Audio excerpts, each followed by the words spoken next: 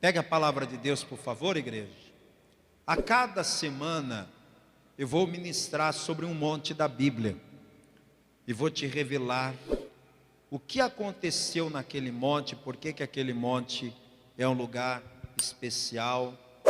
E eu vou começar ministrando acerca do Monte das Oliveiras. Então abra comigo no Evangelho segundo Lucas, capítulo 22, versículo 39. O que aconteceu no Monte das Oliveiras? Quem orava no Monte das Oliveiras? Esse monte é um monte famoso na Bíblia ou não? Você vai descobrir isso hoje. Lucas capítulo 22, versículo 39. Acharam? Está escrito assim: e saindo, foi como costumava para o Monte das Oliveiras, e também os seus discípulos o seguiram. O texto está falando de Jesus, e Jesus costumava ir para o Monte das Oliveiras, é isso que o texto está dizendo.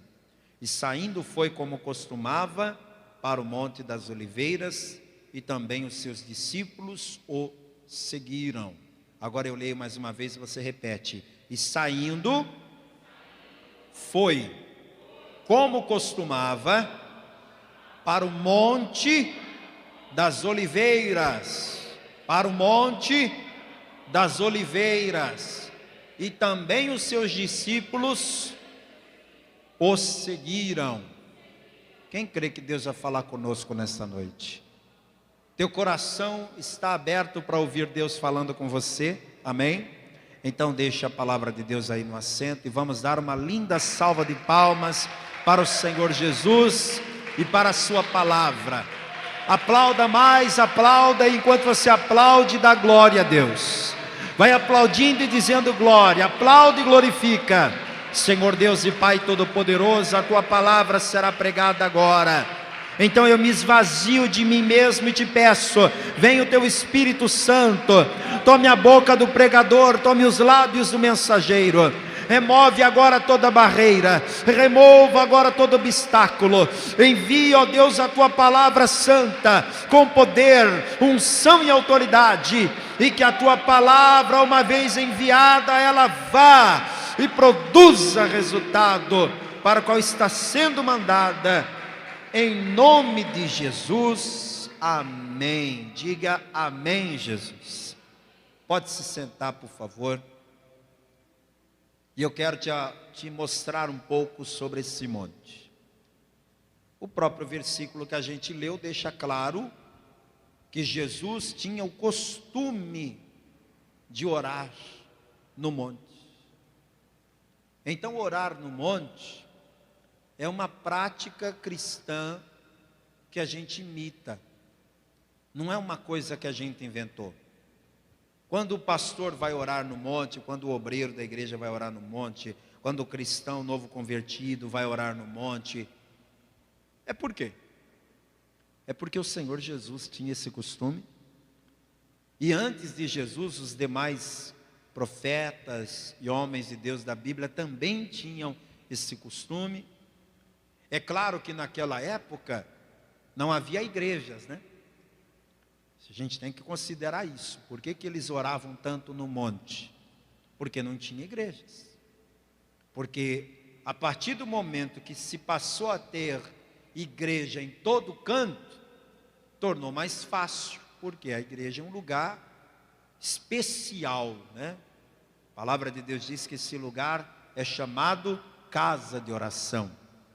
Então é um lugar todo feito para isso, para a gente ter um momento de qualidade na presença de Deus. Mas mesmo com a igreja existindo, com o templo, quando eu digo igreja eu digo templo, mesmo tendo o templo para a gente orar, a oração no monte é uma experiência muito boa. Eu já orei muito no monte, muito. E eu trago no meu ministério muitas respostas de Deus que eu obtive orando no monte. E olha que a minha vida inteira, se eu for contar 365 dias em cada ano, eu devo passar uma média de 300 dias dentro da igreja. De 365 dias do ano, eu devo passar uns 300 dias dentro da igreja. Tira aí um dia na semana que eu não venha na igreja. Olhe lá, tem semana que eu não fico um dia sem vir, porque eu sempre tenho alguma coisa para resolver. Mas enfim, ir no monte, mesmo para quem está tanto dentro da igreja, é uma experiência diferente. Mesmo eu orando tanto dentro da igreja, quando eu estou no monte, eu estou num lugar diferente, há uma atmosfera diferente, há uma comunhão diferente. É claro que quem ora no monte tem que ter cautela, porque às vezes no monte o que mais aparece é gente para entregar profecias, gente para dizer: Deus mandou te falar uma coisa, olha, eu estou sentindo de dizer para você que isso e que aquilo, e tem muita falsa profecia também nos montes, então a gente tem que ter cautela. O bom mesmo é você ir para o monte e se isolar, não é ir para o monte para ficar buscando profetada ou profecia. O bom mesmo é você ir para o monte para ficar quietinho, ouvindo Deus e falando com Deus. Jesus, ele vivia no meio do povão, pregando para muita gente, curando os enfermos, libertando os oprimidos, mas quando ele queria silêncio, para ouvir Deus e para falar com Deus, para onde ele ia? Para o monte.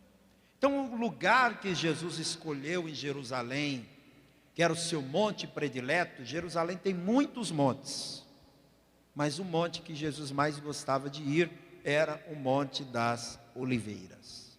O Monte das Oliveiras, ele fica numa ladeira. Você vai em Israel, você tem que subir um baita de um morro para chegar no Monte das Oliveiras. Só que mais ao pé do Monte das Oliveiras tem um jardim, um horto chamado Getsemane. Esta palavra Getsemane, no hebraico Getsemane, significa a prensa do azeite. As pessoas colhiam as olivas lá do monte, e ao pé do monte, lá naquele horto, naquele jardim, que era um lugar bem fresquinho, bem agradável, ali eles faziam o trabalho de moer as olivas, as azeitonas, para extrair o azeite. Aquele lugar na época de Jesus era maravilhoso de ficar, porque tinha tanta árvore ali, que dava para você se esconder do sol. Aquilo ali era maravilhoso, era um lugar arborizado, fresco, gostoso de ficar, tanto de dia como à noite, por isso que Jesus gostava de ficar lá. E como era muito arborizado, à noite ficava bem escuro, então era um lugar de privacidade. Jesus ficava ali e ninguém o incomodava. Ele teve esse costume, e o Evangelho mostra isso nesse versículo que a gente acabou de ler, e os versículos que a gente vai ler agora vai mostrar alguns acontecimentos importantes da vida de Jesus no Monte das Oliveiras. Por exemplo, em Mateus capítulo 24, a gente tem a informação de que Jesus, depois de ter atendido o povo, pregado a palavra para muita gente, ele foi para o seu local secreto, para o seu refúgio. E que lugar era esse? O Monte das Oliveiras. E quando Jesus chega no Monte das Oliveiras com seus discípulos, os discípulos aproveitam que estão em particular, a multidão não está ali, então eles perguntam para Jesus. Vamos ler aqui Mateus 24, verso 3. E estando assentado no Monte das Oliveiras, chegaram-se a ele os seus discípulos em particular, dizendo: dize-nos, quando serão essas coisas e que sinal haverá da tua vinda e do fim do mundo? Jesus está no Monte das Oliveiras, e ali os discípulos aproveitaram que que estavam em particular, que não tinha ali muita gente, estava só eles. Aí eles falaram: Jesus, conta para a gente, como é que vai ser o fim dos tempos? Como é que vai ser a sua vinda? A gente quer detalhes, conta para a gente quando serão essas coisas. E apesar dos discípulos serem amigos de Jesus, ele não disse quando serão essas coisas. A pergunta que eles fizeram foi: quando serão essas coisas? Jesus não respondeu quando, ele respondeu como serão essas coisas. Então a gente vai ter aqui, a partir do versículo 4, um sermão de Jesus muito poderoso, que é o sermão escatológico, o sermão profético. Muito do que eu sei sobre o Apocalipse, na verdade não está no Apocalipse, está aqui em Mateus 24. Muito do que eu sei sobre o fim do mundo está aqui nesse discurso de Jesus em Mateus 24. E onde foi que ele pregou esse sermão? No Monte das Oliveiras. Você quer ler comigo? Outro dia eu vou pregar isso aqui para você. Não é hoje o objetivo da mensagem pregar o sermão escatológico, mas já que nós estamos com a Bíblia aberta, vamos ler do versículo 4 em diante. E Jesus respondendo disse-lhes: acautelai-vos que ninguém vos engane, porque muitos virão em meu nome dizendo: eu sou o Cristo, e enganarão a muitos. E ouvireis de guerras e de rumores de guerras. Olhai, não vos assusteis, porque é mister que tudo isso aconteça, mas ainda não é o fim. Porquanto se levantará nação contra nação e reino contra reino, e haverá fomes e pestes e terremotos em vários lugares, mas todas essas coisas são o princípio das dores. Então vos hão de entregar para seres atormentados e matar-vos-ão, e sereis odiados de todas as gentes por causa do meu nome. Nesse tempo, muitos serão escandalizados e trair-se-ão uns aos outros, e uns aos outros se aborrecerão. E surgirão muitos falsos profetas e enganarão a muitos. E por se multiplicar a iniquidade, o amor de muitos se esfriará. Mas aquele que perseverar até o fim será salvo. E este evangelho do reino será pregado em todo o mundo, em testemunha a todas as gentes, e então virá o fim. Poderosa demais essa pregação de Jesus. Outra hora a gente fala sobre isso. Foi aqui também que o Senhor Jesus esteve logo depois da Santa Ceia. Você sabe que a Santa Ceia que Jesus celebrou pela primeira vez foi num lugar particular, numa casa. Naquela casa tinha uma parte mais alta chamada cenáculo, e ali naquele cenáculo Jesus ficou com os discípulos celebrando a ceia. Mas quando acabou a refeição, quando acabou a ceia, a palavra diz que Jesus cantou um hino com os discípulos e foram para o Monte das Oliveiras. Veja comigo aqui essa informação em Marcos capítulo 14, versículo 26. Logo depois da ceia, Jesus vai para o Monte das Oliveiras. Marcos 14, 26. E tendo cantado o hino, saíram para o Monte das Oliveiras. E agora que Jesus vai para o Monte das Oliveiras, depois da ceia, Jesus vai fazer a oração mais difícil de toda a sua vida. Olhe para mim aqui. É muito importante que você preste atenção nisso. Jesus não está se sentindo bem emocionalmente agora.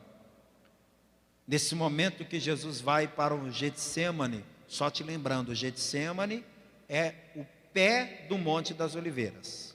É onde começa o Monte das Oliveiras. Então podemos dizer sim que o Getsêmani faz parte do Monte das Oliveiras. É a mesma coisa que você ir num monte e não subir ele todo. Era isso. O Getsêmani é o pé do monte. E Jesus foi para o seu lugar de costume. E a palavra diz que a alma de Jesus estava muito angustiada.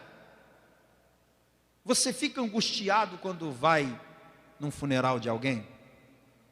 Fica angustiado? Ninguém fica rindo num funeral. Ninguém fica com com uma cara boa num funeral, porque a gente fica angustiado diante da morte, não é mesmo? Você olha aquela pessoa no caixão e você fica pensando assim: ela achou que ia levantar da cama amanhã cedo e ir trabalhar, achou que iria jantar com a esposa, achou que iria levar os filhos na escola, achou que ia viajar nesse fim de ano. Todos os planos dessa pessoa acabaram. A gente fica olhando para aquela pessoa morta e pensando em tanta coisa, a gente fica angustiado. Aí a gente imediatamente se vê dentro do caixão. É uma coisa impressionante. Todo mundo vai no velório de alguém, tem essa sensação de se ver ali dentro. E se fosse eu? Será que eu estou pronto para morrer? A gente fica angustiado só de pensar. É verdade ou não é? E a gente não sabe o dia, não sabe a hora e não sabe a maneira onde nós iremos morrer. Não sabemos. A gente fica angustiado só de pensar. Agora imagina Jesus. Ele está no monte numa quinta-feira à noite. E ele sabe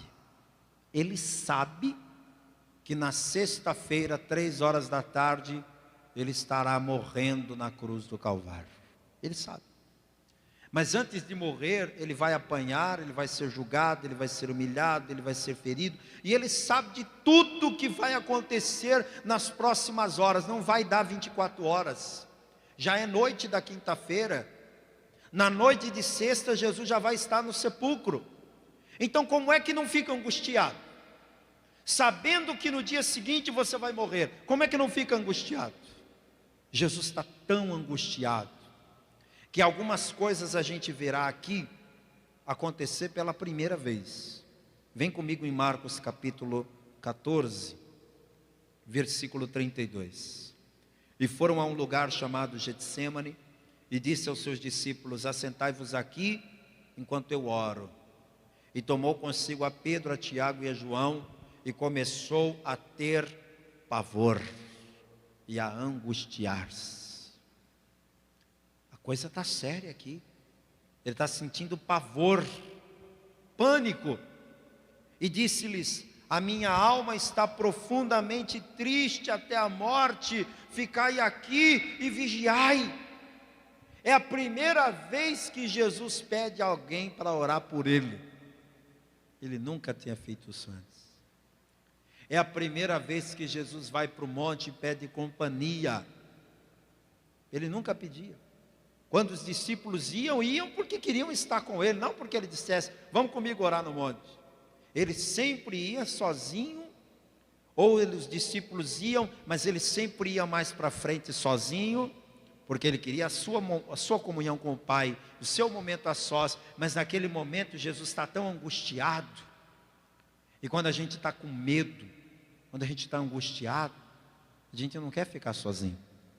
A gente quer alguém do nosso lado. É assim ou não é?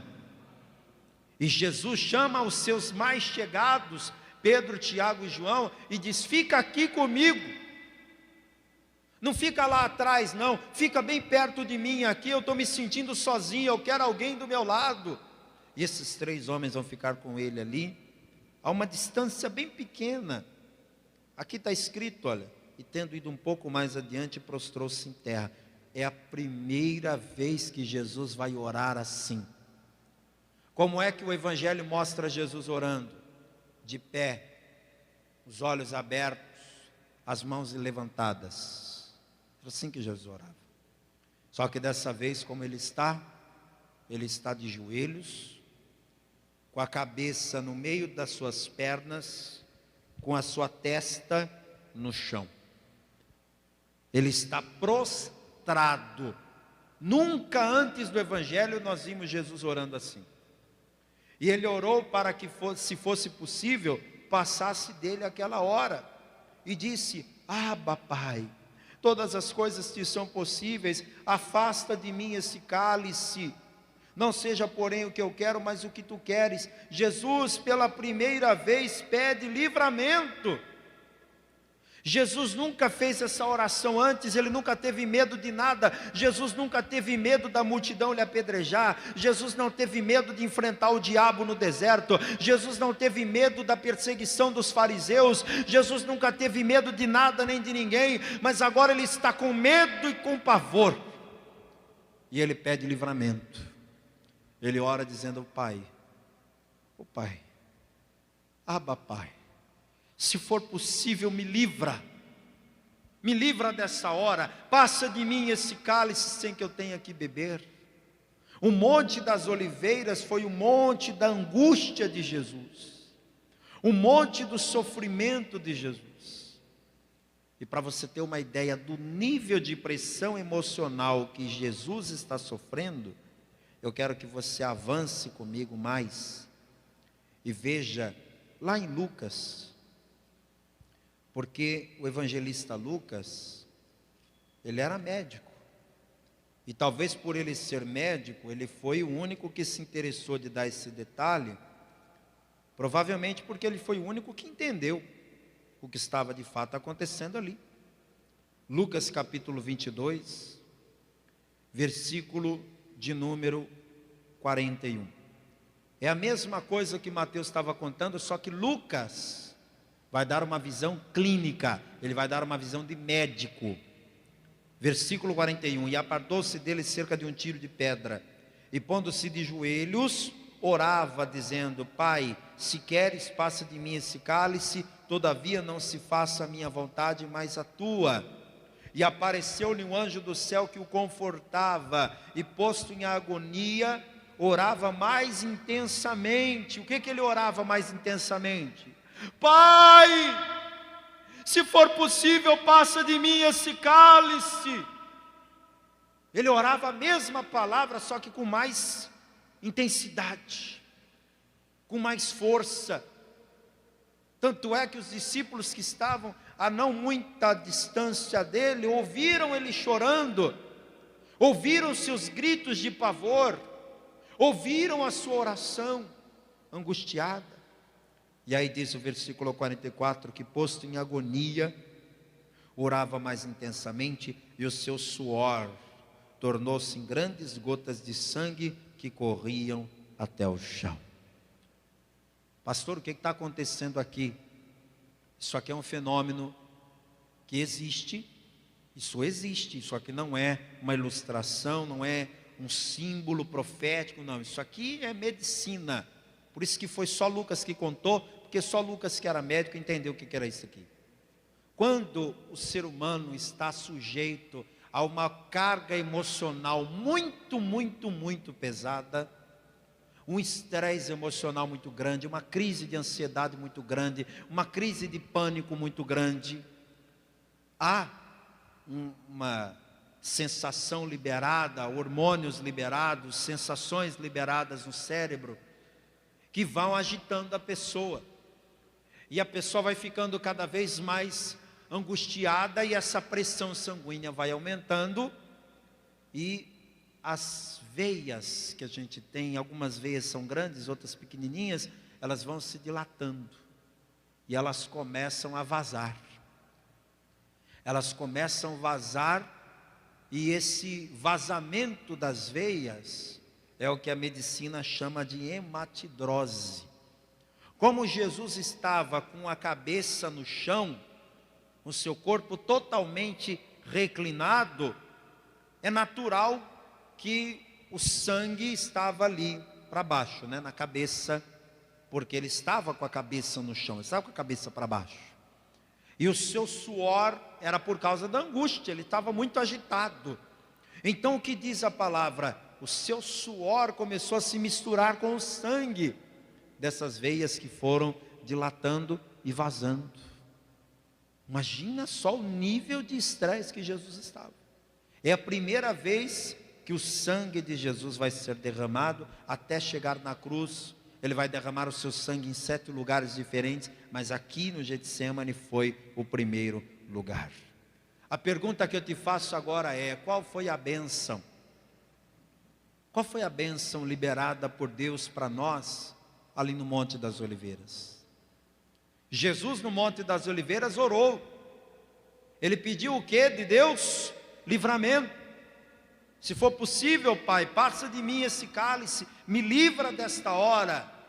Deus livrou Jesus da cruz? Sim ou não? Não. E dá um glória a Deus por isso. Porque se eu sou salvo é porque Jesus foi para a cruz. Vamos aplaudir a Ele. Obrigado, Jesus, por ter aguentado. Jesus foi para a cruz. O Pai não atendeu a petição de Jesus, porque ainda que lhe doesse, era necessário levar o seu único filho até a cruz do Calvário para morrer pela humanidade. Mas ali no Monte das Oliveiras, Jesus recebeu uma bênção. E esta bênção que Jesus liberou, recebeu no Monte das Oliveiras, está à nossa disposição também. Porque Jesus no Monte das Oliveiras experimentou a angústia, experimentou a dor, a tristeza, o estresse, a pressão emocional.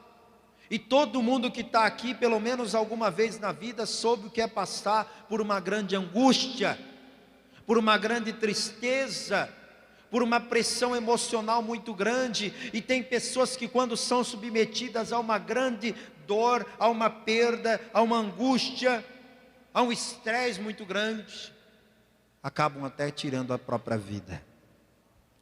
Acabam cometendo uma loucura, dando um tiro na cabeça, se jogando na frente de um carro, se enforcando. Pessoas fazem isso porque não dão conta da pressão. Por que Jesus aguentou? Por que Jesus conseguiu? Porque Jesus recebeu no Monte das Oliveiras o consolo que veio do alto.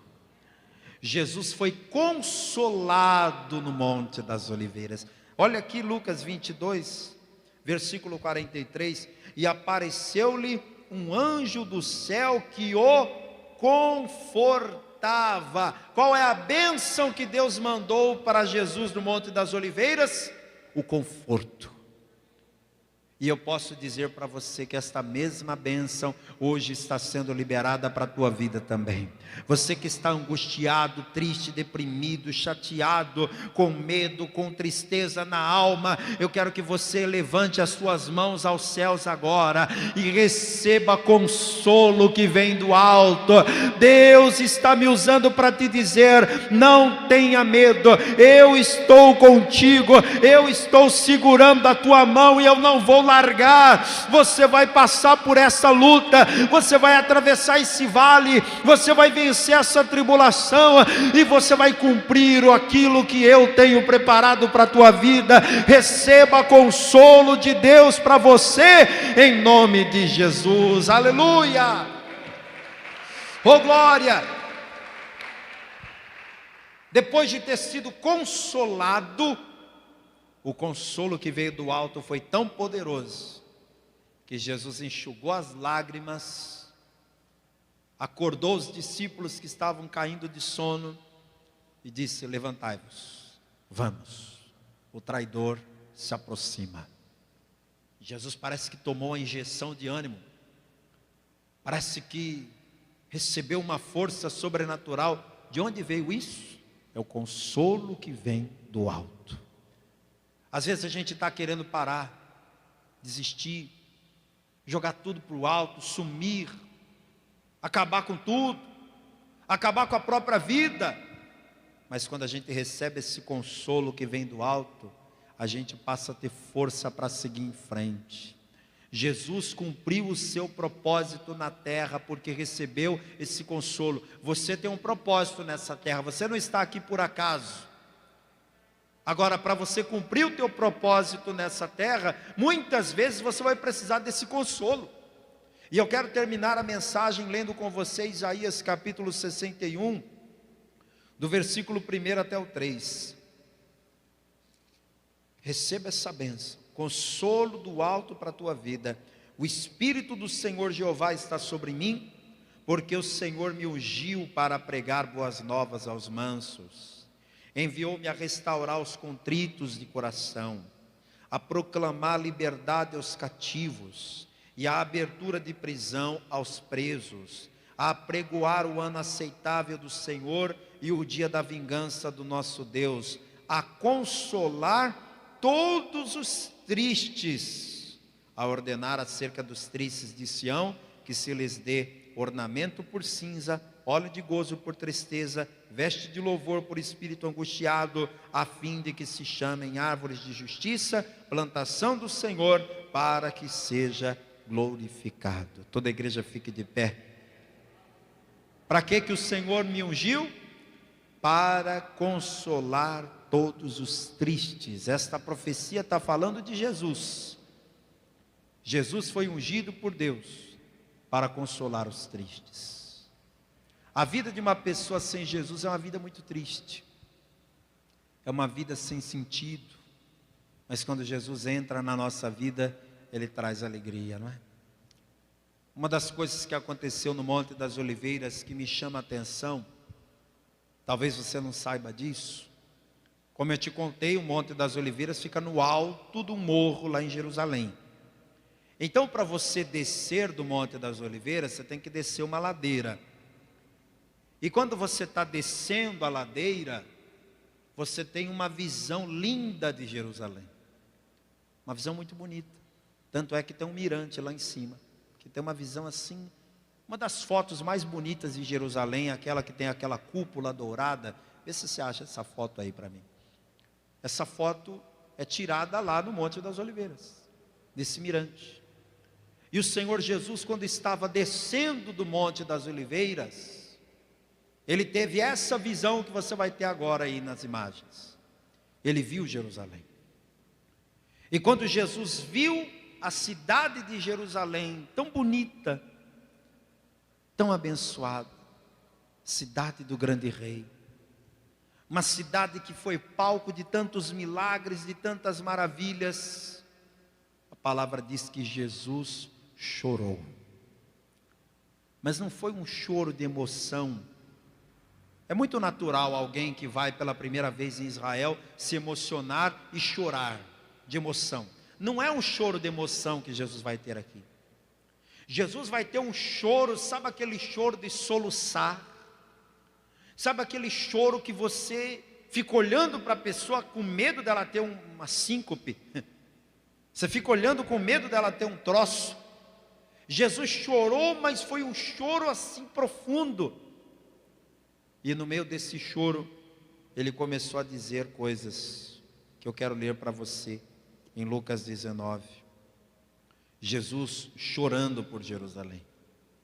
Lucas capítulo 19, lá no versículo 41, diz aqui, ó: e quando ia chegando, vendo a cidade, chorou sobre ela, dizendo: ah, se tu conhecesses também, ao menos neste teu dia, o que a tua paz pertence. Mas agora isso está encoberto aos teus olhos, porque dias virão sobre ti, em que os teus inimigos te cercarão de trincheiras, te sitiarão, te estreitarão de todas as bandas, te derribarão a ti e a teus filhos que dentro de ti estiverem, e não deixarão em ti pedra sobre pedra, porque não conheceste o tempo da tua visitação. Esse choro de Jesus se cumpriu profeticamente. Ele está profetizando o que vai acontecer em Jerusalém, e aconteceu mesmo. Aconteceu coisa de 30, 40 anos depois da morte de Jesus. Jerusalém foi cercada pelos romanos e destruída pelo general Tito. Tanto é que o Monte das Oliveiras hoje leva esse nome só por tradição, porque até as oliveiras que tinha lá, o general mandou arrancar, só de raiva, só para fazer mal à cidade. Quem é que arranca as árvores de uma cidade? Pelo amor de Deus, quem é que faz uma loucura dessa? Mas o general Tito mandou arrancar até as oliveiras que tinha no monte. Aprove a Deus poupar uma meia dúzia. Tem uma meia dúzia de oliveiras lá, que estão preservadas, com grades de 3, 4 metros de altura em volta da árvore, para ninguém arrancar nenhuma folhinha sequer, porque o resto o general Tito mandou arrancar tudo, destruiu a cidade. Jesus está chorando por Jerusalém, porque Ele sabe o que espera aquela cidade no futuro. Mas por que tudo aquilo de ruim aconteceu com Jerusalém? Palavras de Jesus: porque não conheceste o dia da tua visitação. Jesus está chorando de saber que aquela cidade, apesar de todos os milagres que viu, apesar de todas as pregações que ouviu, não se arrependeu. E eu digo para você, sem medo de estar errado, assim como Jesus chorou por Jerusalém, Ele chora também por todas as almas que não se arrependem. Todas as vezes que Jesus olha para alguém nesse mundo, que ouve uma pregação como você está ouvindo hoje, que vê na televisão um testemunho de transformação de vida, que vê as obras que Deus está fazendo na própria vida, mas a pessoa não reconhece o dia da sua visitação, ela não reconhece que Deus está lhe dando a oportunidade da salvação, ela não percebe a boa mão de Deus ali à sua volta, lhe livrando, lhe guardando, lhe protegendo. O nosso Deus, Ele chora amargamente, porque Ele sabe o que vai acontecer com todos aqueles que lhe rejeitam. Você também sabe, não é? Você já leu nas Escrituras? Você acha que Deus, Ele fica feliz quando alguém morre sem salvação? Se tem alguém que chora nesse funeral, esse alguém é o próprio Senhor Jesus. Porque Ele diz: quantas vezes eu quis te ajuntar debaixo das minhas asas, como a galinha junta os seus pintinhos debaixo de suas asas, e tu não quiseste. Não deixe o Senhor Jesus chorando por tua causa. Não deixe o coração do Senhor Jesus chorando por tua causa. Se arrependa e se entregue a Jesus Cristo, porque Ele é o único Senhor e Salvador da tua vida. Aqui nesta igreja, quantos já fizeram isso? Levante a mão. Levante a mão, quem já entregou a vida para Jesus? Glória a Deus, glória a Deus, glória a Deus por você já ter feito isso. Mas o Espírito Santo me disse que há pessoas me assistindo agora, que ainda não entregaram a vida para Jesus, e é com você que Deus está falando. Você precisa entregar a vida para Jesus. Quer entregar agora? Quer o seu nome no livro da vida? Quer entrar na cidade santa pelas portas? Você que é um filho pródigo, uma filha pródiga, você conhece a verdade, você já esteve na igreja, você já foi membro da igreja, você já foi até do altar, mas você está afastado.